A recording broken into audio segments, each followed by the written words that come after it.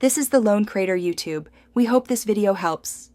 You start by confirming you have legal permission and owner access.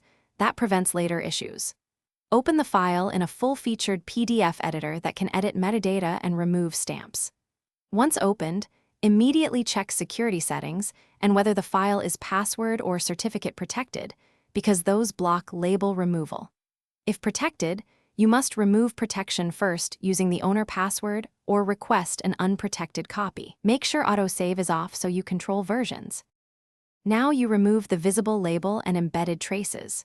Use the editor's object or stamp selection tool to delete the watermark or stamp. If it's flattened, use the redact/unflatten tools or replace the page image. Then open Document Properties and the XMP metadata panel. Search for the word confidential in title, subject, keywords, and custom fields. Clear or overwrite those entries and save as a new file to preserve the clean version. If labels are applied by policy, check for layered annotation. Finish by saving a new copy and rechecking both visible content and metadata to confirm the confidential label is gone. If the mark still appears, examine attachments, page-level images, PDF/a conformance, and digital signatures that can reapply markings.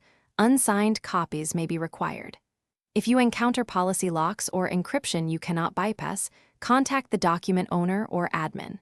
For safety, keep an original audit copy and document the removal steps you performed in case questions arise. Thanks for watching. Consider subscribing if we helped you.